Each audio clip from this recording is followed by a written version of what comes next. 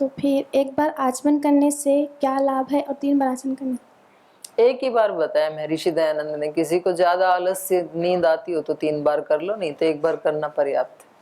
हाँ, यही बोल लिखा है उन्होंने यही बताया है वहां पर कि यदि किसी को आलस से आ रहा हो, नींद आ रही हो, तो फिर उसको 3 बार करना चाहिए, वरना 1 बार बस है।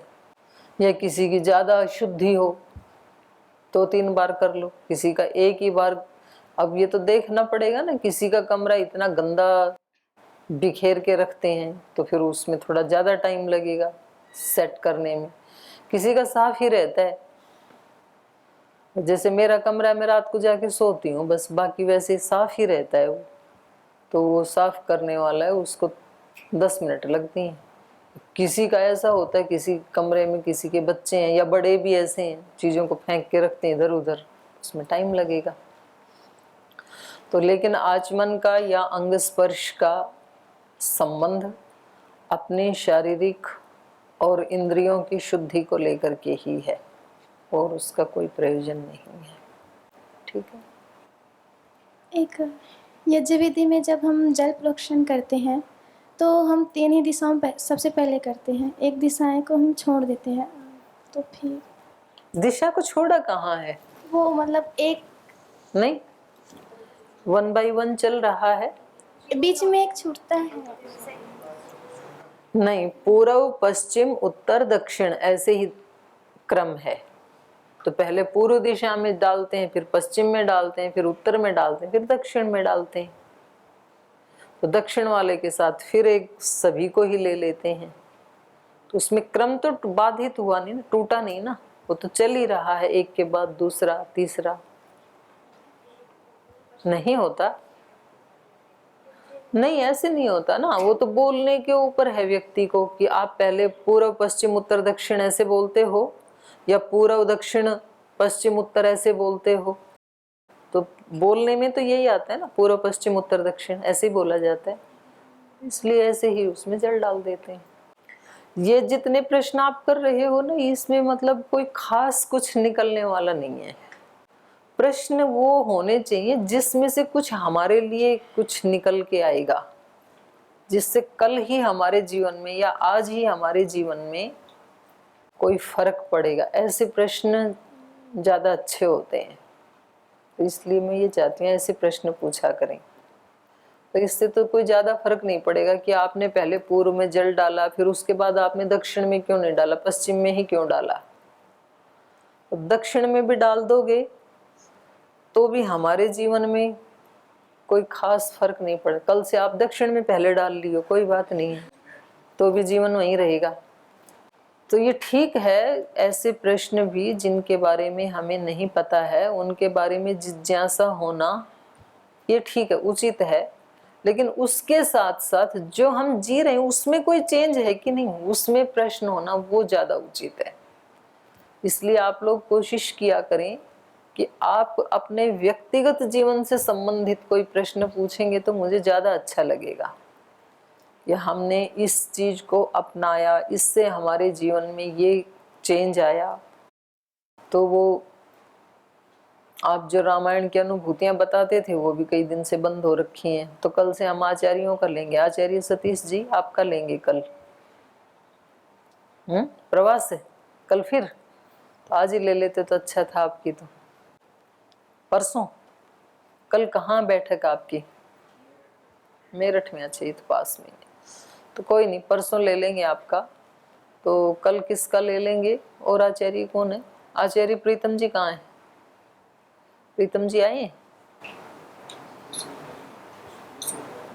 प्रीतम जी, हाँ तो उनको बता देना, उनका ले लेंगे। आप लोग अपना चिंतन करके फिर प्रश्न पूछें तो उसमें ज्यादा लाभ होगा अपने को। कोई बात नहीं है, आप पूछ सकते हैं, ऐसे मतलब एक तरफा मनाही नहीं है। तो प्रश्न उठेंगे ही भाई। हाँ नहीं ठीक है, वो मैं उसकी मना नहीं कर रही हूँ, पूछ सकते हैं। लेकिन सारे ही ऐसे हो गए ना प्रश्न आज। कुछ प्रश्न अपने व्यक्तिगत जीवन से जुड़े हुए भी होने चाहिए। जी बोलिए। दीदी, दीदी मैं ये पूछना चाहती हूँ कि नवरात्रि क्यों मनाते हैं? क्योंकि मैंने यहीं आके ही मतलब सेलिब्रेट मनाए हैं, इससे पहले कभी मनाए नहीं, क्योंकि आर्य समाज में नवरात्रि को मनाया नहीं जाता इसलिए। तो ये तो यज्ञ तो करते हैं ना, हाँ, ये तो करते हैं, तो वो यहाँ तो भी यज्ञ डेली ही होता है और तो हाँ। कुछ ऐसा होता नहीं है। नहीं, यहाँ वैसे और तो कुछ नहीं, फिर भी थोड़ा बहुत नहीं, कुछ भी वैसे थोड़ा बहुत जानकारी नहीं के होता है, यहाँ यज्ञ होता है, नहीं, मैं अपनी जानकारी प्रसाद। हाँ, मैं अपनी जानकारी के लिए पूछना चाहती हूँ क्यों यज्ञ का अनुष्ठान तो करते हैं ना बेटा। जी हाँ जी। तो वो कभी कोई 10 दिन के लिए भी करते हैं, 1 महीने के लिए भी करते हैं, चतुर्वेद पारायण यज्ञ भी करते हैं। तो यहाँ पर भी यज्ञ ही किया जाता है, यज्ञ किया जाता है, भजन किया जाता है। हाँ जी, वो मुझे बहुत अच्छा लगता है। तो बस इतना ही है। वैसे इसका कोई वैसे कोई कारण है क्या, मतलब बाहर जो दुनिया जो सेलिब्रेट करती है वो शक्तियों की उपासना के लिए करते हैं। तो हर व्यक्ति शक्ति की उपासना के लिए अलग अलग तरह से अनुष्ठान करता है। कोई यज्ञ करता है, कोई जप करता है, कोई ध्यान करता है, कोई समाधि लगाता है, कोई दान करता है। तो सब में भावना यही होती है कि मैं जहाँ हूँ उससे कुछ थोड़ा सा ज्यादा आगे बढ़ूं, भाव यही होता है। धन्यवाद। ठीक है, चलें आगे। हो गई प्रश्न और है किसी का? आपका है? देना भी इनको दे दो माइक। अच्छा, ओम दीदी जी प्रणाम। मेरा भी ये यज्ञ से संबंधित था कि हम यज्ञ में मंत्रों की आदि की आहुति देते हैं, या कई मंत्र उच्चारण करते हैं कि विषम संख्या में 3, 5, 7, 11, तो उसका कोई विशेष महत्व है क्या वैज्ञानिक दृष्टि से? जैसे 3 बार तो शांति शांति, तो 3 दुखों की शांति आदि, या ये 3 दुख हैं इसकी शांति के लिए करते हैं हम। बाकी कभी 5 बार, कभी 11 बार गायत्री मंत्र आदि, 51 बार, 21 बार मंत्रों की देते हैं, तो उसका विषम संख्या आदि में देते हैं, तो उसका कोई विशेष वैज्ञानिक कारण है? विषम का मतलब है ना कि आप आगे बढ़ोतरी की तरफ हैं, वर्धमान। सम के एंड एंड होता है और विषम चलायमान है, ऐसे माना जाता है। तो इसलिए दान आदि ऐसे देते हैं 11, 21, 51, 101, 1001 ऐसे देते हैं। तो अब इसका वैज्ञानिक कारण क्या होगा वो तो मुझे भी नहीं पता, पर इसका सामाजिक जो परंपरा है वो ऐसे माना जाता है कि भाई एक आगे का मतलब है कि अभी वृद्धि की तरफ है, ये समाप्त नहीं हुआ, ऐसे मानते हैं। जैसे कोई घर में अतिथि आदि भी आते थे, तो उसका कारण भी है कि जैसे 51, 501 मतलब कितने भी देते थे, तो 1001 विषम एक। क्योंकि अपने वैदिक विद्वान जो थे, अपने वो ईश्वर भट्ट जी, सॉरी कृष्ण भट्ट जी, तो उनसे एक बार पूछा था तो उन्होंने यही उत्तर दिया जो मैंने आपको दिया है कि आगे एक जो लगाते हैं, जैसे वो मंत्र पाठ करते हुए भी एक सूक्त का पाठ किया तो फिर अगले सूक्त का एक पाठ, एक मंत्र बोल करके फिर वो विराम लेते थे। तो हम पूछते थे भाई ये सूक्त तो पूरा हो गया और हमें तो यही सूक्त याद करना था, तो आपने अगले सूक्त का एक मंत्र क्यों बुलवाया? तो उन्होंने यही बताया कि इसका मतलब है कि हम वृद्धि की तरफ आगे बढ़ रहे हैं, वो तो वहां पर समाप्त हो गया, तो इसलिए हम उसको समाप्त नहीं करना चाहते हैं। और यही बात फिर उन्होंने ये दान आदि की बताई, दक्षिणा आदि की, कि दक्षिणा हमेशा उसको सवाया करके दिया जाता है।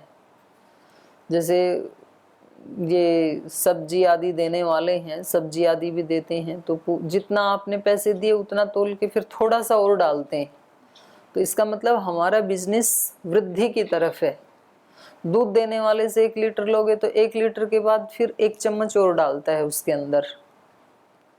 तो इसका जरूर कोई साइंटिफिक रीजन भी जरूर रहा होगा, क्योंकि ये इतनी बड़ी परंपरा चल रही हर जगह, जो लोग बिना पढ़े लिखे वो भी इसको फॉलो करते हैं। तो उन्होंने ये बताया जो वैदिक विद्वान है, तो इसलिए हम करते हैं। और एक जैसे यज्ञ में हम कभी आचमन और संकल्प पाठ पहले कर लेते हैं, ईश्वर स्तुति प्रार्थना बाद में करते हैं, और कभी जैसे होता है कभी ईश्वर स्तुति प्रार्थना पहले कर लेते हैं, तो इसका भी कोई फर्क है विशेष? या नहीं, आचमन तो पहले ही करना चाहिए, शुद्ध होकर के ही स्तुति प्रार्थना उपासना करनी चाहिए। ये तो पूरा समझ में आता है, मतलब पहले आप स्तुति प्रार्थना उपासना करो और फिर नहा धो के आओ, तो ये समझ में नहीं आता। नहा धो करके ही यज्ञ में जाना चाहिए, तो शुद्धि पहले होनी चाहिए। तो जो आचमन मंत्र आदि हैं ये पहले ही होने चाहिए, यही उचित है। एक जैसे विशेष आहुतियाँ देते हैं पूर्णिमा अमावस्या की, तो कभी तो सृष्टकृत से पहले देते हैं या कभी जैसे गायत्री मंत्र शुरू होता है उसके बाद देते हैं, तो वो किस समय उचित है, किस समय देनी तो चाहिए? उसके लिए दोनों विधान है। जैसे ये है अपनी प्रायश्चित आहुति, उसके लिए भी दोनों विधान है। तो कुछ लोग पहले ही दे देते हैं उसको सृष्टकृत आहुति, कुछ फिर पूरे लास्ट में देते हैं। तो उनका भी हेतु उन्होंने ये बताया कि भाई कुछ लोग ऐसे हैं कि जो पहले ही कह देते हैं कि भाई अब हम आप हमारे यहाँ आ गए, आपकी सेवा शुश्रूषा हम अपनी तरफ से अच्छी ही करेंगे, फिर भी कोई भूल चूक हो तो हमें माफ़ कर देना, तो पहले ही बोल देते हैं ऐसे। कुछ लोग ऐसे हैं कि पहले सेवा करते हैं, फिर अतिथि जाने लगता है तब बोलते हैं जी हमने अपनी तरफ से तो ठीक से ही किया है, फिर भी कोई त्रुटि हुई हो तो हमें क्षमा कर देना। तो इसमें दोनों में विधान है, पहले भी दे सकते हैं, बाद में भी दे सकते हैं। और एक जो दीदी जी ने क्वेश्चन पूछा कि हम तीन तरफ पहले 3 दिशाओं में देते हैं जल आहुति है, जल प्रोक्षण, फिर एक साथ चारों दिशाओं में करते हैं। तो मैंने भी किसी स्वामी जी से आदि से पूछा था, एक पुस्तक में भी मैंने पढ़ा था कि उसमें ऐसे बताते हैं कि पृथ्वी का भूभाग 3 दिशाओं से जल से घिरा है, लगभग 3 हिस्सा, 1 हिस्सा पार्थिव है। तो इसके लिए तो चौथे में क्यों डाला फिर? चौथे में तो फिर सामूहिक जैसे बोलते हैं कि सामान्य कारण बताते हैं ना कि कीट पतंग आदि नहीं है चारों दिशा से। नहीं तो वो कीट पतंगे इतनी देर में आ गए होंगे तो, और फिर पहले 3 दिशाओं में डाला तो 3 ही दिशाओं से आने चाहिए कीट पतंग, जल में समुद्र में से तो नहीं आने चाहिए कीट पतंग, तो बाद में भी क्यों डाला चौथी तरफ? इसमें स्वामी जी ने बताया था कि इस सूक्ष्म रूप से कि 3 दिशाओं से हमारी यज्ञ की हाँ, रक्षा तो हो। अभी आप दोबारा पूछना महाराज जी से, क्योंकि जो आप उत्तर दे रहे हैं ये उत्तर तो इसमें कुछ परिवर्तन की अपेक्षा है, क्योंकि इसमें तो प्रश्न खड़ा ही हो रहा है ना फिर भी। और मतलब कहीं भी इधर से इधर डालेंगे मान लो तो भी टाइम तो वही लगेगा ना। जैसे प्राण में 3 मंत्रों की 3 दिशाओं में देते हैं, फिर चौथी में चारों तरफ देते हैं नहीं, बाकी। चौथी में भी तो लेकिन वो दिशा भी तो आई गई ना, तो उसको गिनोगे कि नहीं? तो कुल मिलाकर के तो चारों दिशाएं जल से कवर हुई कि नहीं हुई? हाँ, लेकिन प्रारंभ वाले 3 का बोलते हैं कि नहीं वो ठीक है, 3 मैं दिशाओं। चौथे वाले की बात कर रही हूँ, प्रारंभ वाली 3 नहीं कर रही हूँ। चौथी में जो जल डाला तो उसमें चारों दिशाएं कवर हुई कि नहीं हुई ये बताओ। तो समुद्र में जल क्यों डाला आपने? जब पृथ्वी के 3 ही भूभाग हैं 3 तरफ, तो 3 ही तरफ डालना चाहिए था फिर। तो वो उसका वो कारण नहीं है जो आप बोल रहे हैं, वो कारण नहीं है। तो और खोज करो, अच्छी बात है, आप लोग भी खोज करो, तो आप लोगों को और इससे अच्छा कोई मिले तो आप मेरे को भी बताना।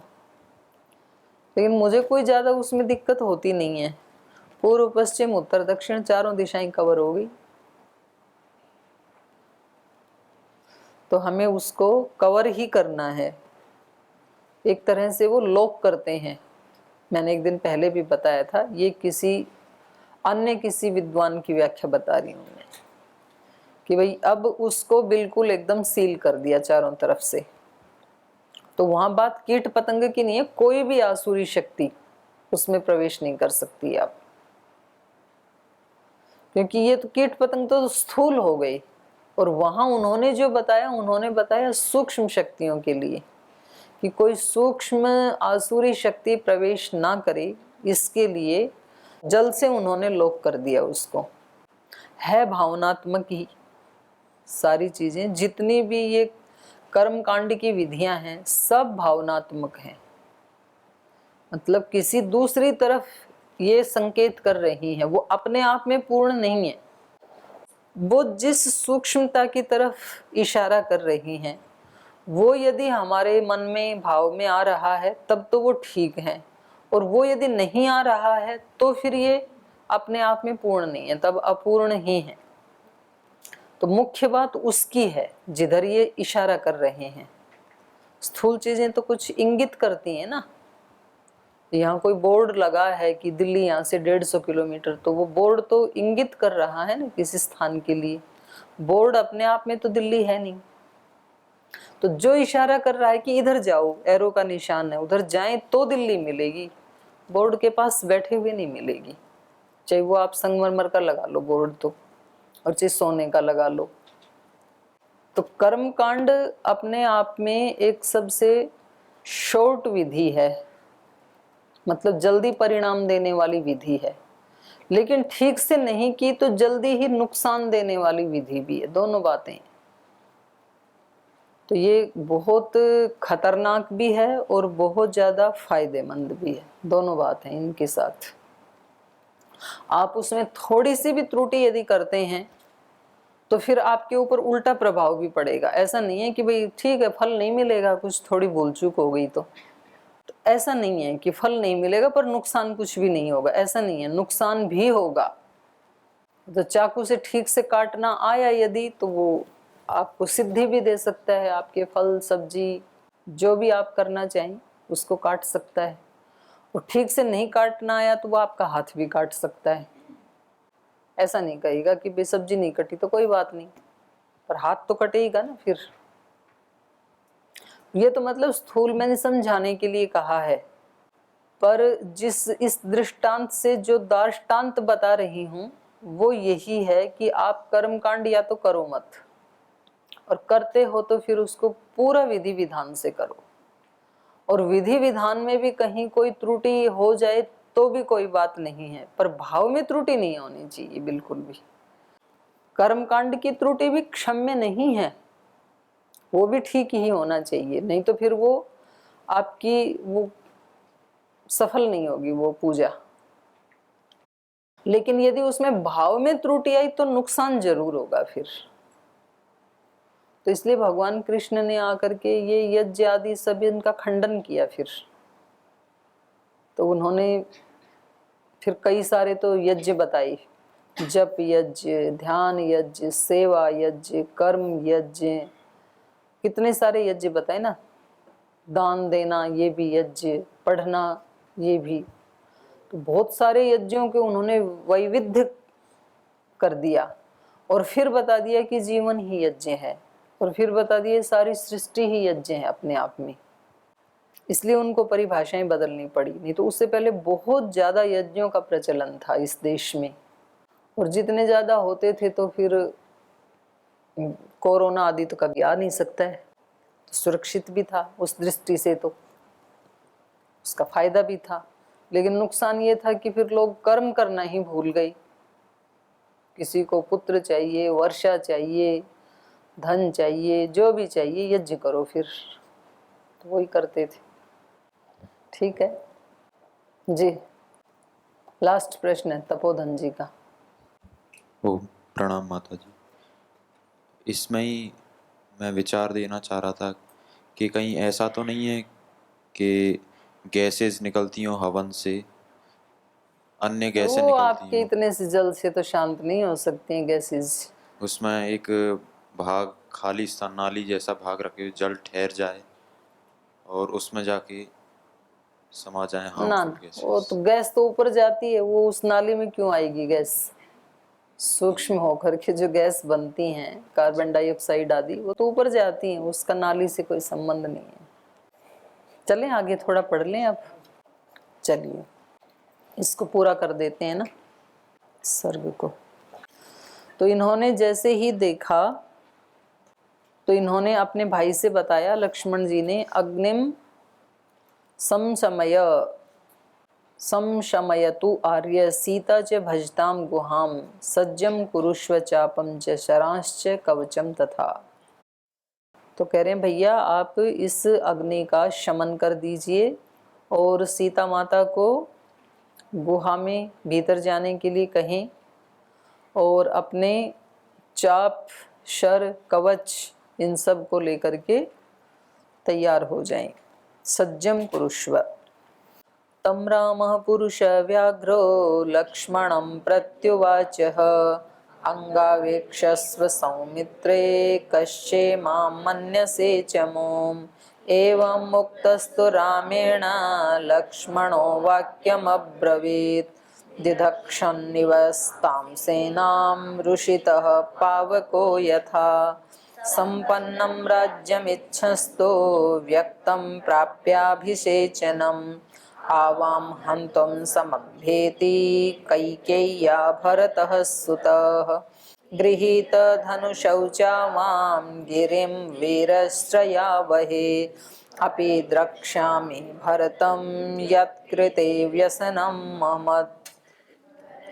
भरतस्य वधे दोषं न हि पश्यामि राघव पूर्वापकारिणं हत्वा न ह्यधर्मेण युज्यते पूर्वापकारी भर्तः त्यक्तधर्मश्च राघवः एतस्मिन् निहते कृत्स्नां मनुष्याधीव सुन्दराम् तं लक्ष्मणं राम पुरुष व्याघ्रः उवाच।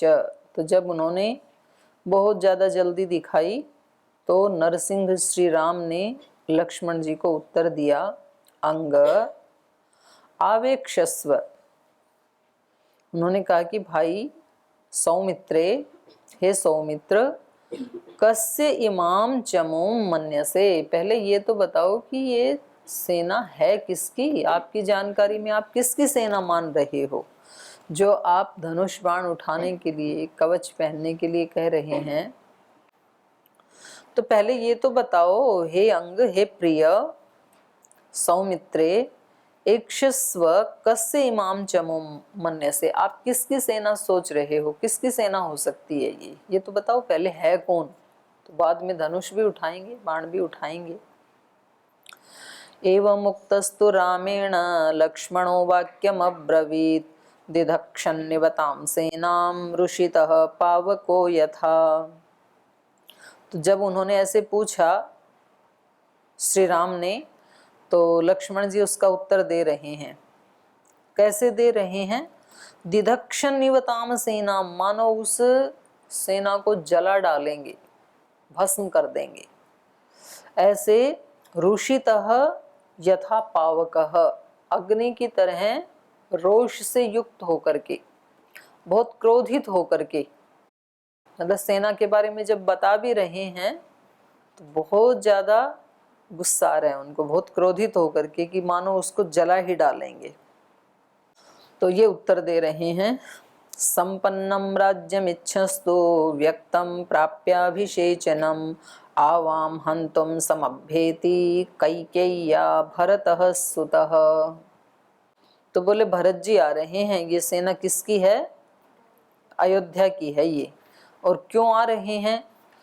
संपन्नम राज्यम इच्छस्तु व्यक्तम प्राप्य अभिषेचनम, राज्याभिषेक को प्राप्त करके अब उनका राज्याभिषेक हो गया है और अब ये अपने उस संपूर्ण राज्य से भी हमें हटा देना चाहते हैं।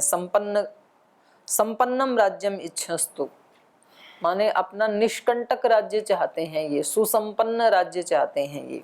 इसलिए आवाम हंतुम, हम दोनों को मारने के लिए आ रहे हैं, क्योंकि हम रहेंगे तो कभी ना कभी जाके हिस्सा मांग लेंगे, या तो बड़े भाई हैं तो उनको देना पड़ेगा राज्य। इसलिए आवाम हंतुम कैकेय्यः सुतः भरतः समभ्येति, कैकेयी के पुत्र भरत जी यहाँ इसलिए आ रहे हैं ताकि हम दोनों को भी वो मार दें, हम दोनों का वध करने के लिए आ रहे हैं, ताकि वो अपने राज्य को सुसंपन्न बना सकें, पूर्ण बना सकें, निष्कंटक बना सकें। इसलिए गृहीत धनुषौ च मां गिरिं वीरश्रयावहे अपि द्रक्ष्यामि भरतं यत्कृते व्यसनं महमत्।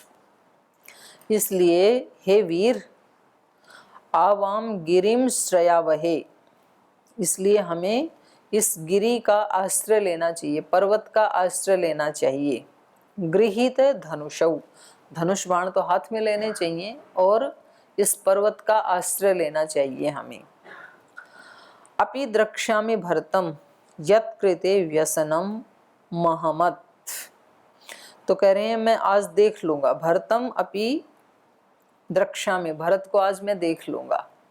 उस दिन तो क्योंकि भरत थे नहीं वहां पर जब ये वन में आए थे, तो बोले कोई नहीं, आज उसको भी देख लेते हैं। यत्कृते महमत व्यसनम, जिनके कारण से ये इतनी बड़ी विपत्ति आई है ना, आज उस भरत को भी देख ही लेता हूं, उनको आने दो। भरतस्य वधे दोषं न हि पश्यामि राघवः पूर्वापकारिणं हत्वा न ह्यधर्मेण युज्यते। और भरत के वध में कोई दोष नहीं देख रहा हूं मैं, कोई दोष नहीं है ऐसे व्यक्ति का वध करने में, क्योंकि पूर्वापकारिणम, पहले ही जो हमारा अपकार कर चुका है, हमारा नुकसान कर चुका है, जो ऐसे व्यक्ति को मारने में कोई दोष नहीं है। नहीं अधर्मेण युज्यते, कोई पाप नहीं लगेगा, कोई अधर्म नहीं लगेगा। तो मतलब एक तरफा विचार चला ही जा रहा है बहुत तेज स्पीड से, नकारात्मक वृत्ति। तो ऐसा ही है, मन में एक तरफ जिस ट्रैक पे चढ़ जाता है ऐसे ही होता है। फिर पूर्वापकारी भरतः त्यक्त धर्मश्च राघव एतस्मिन् निहते कृत्स्नम मनुष्याधि वसुंधराम। ये हमारा पूर्व अपकारी है, अपकार किया है इन्होंने हमारा पहले। भरतः त्यक्त धर्मश्च राघव, और इन्होंने धर्म का भी परित्याग कर दिया है, इसलिए एतस्मिन् निहते, इसको मार करके कृत्स्नाम अनुषाधि वसुंधराम, कृत्स्नाम वसुंधराम अनुषाधि, मैं सारी पृथ्वी को आपके राज्य करने के योग्य बना दूंगा, मतलब फिर सारी पृथ्वी आपकी होगी। तो यद्यपि भक्ति है, श्रद्धा है श्री राम के प्रति, लेकिन धैर्य की ज्यादा ही कमी है। तो इसके ऊपर कल चर्चा करेंगे। आज समय हो गया, आज यहीं विराम लेते हैं।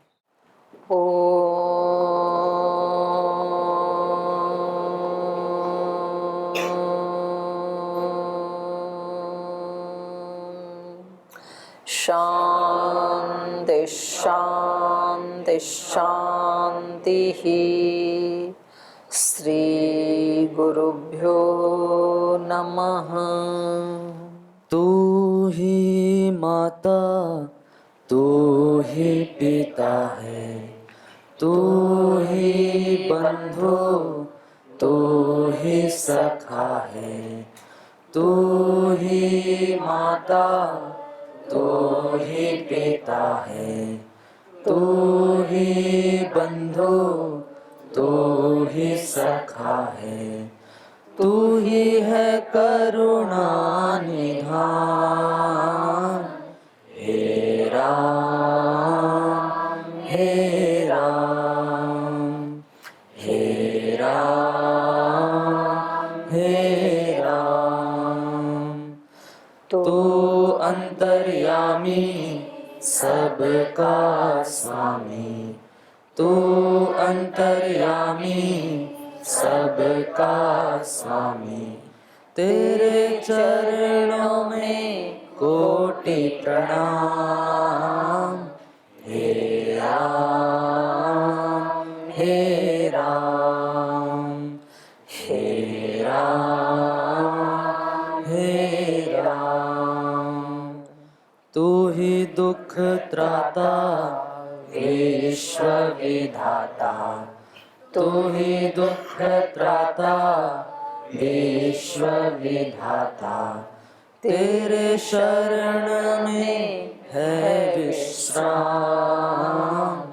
हे राम, हे राम, हे राम, हे राम। तू ही माता, तू ही पिता है, तू ही बंधु, तू ही सखा है। तू ही है करुणा निधान। हे राम, हे राम, हे राम,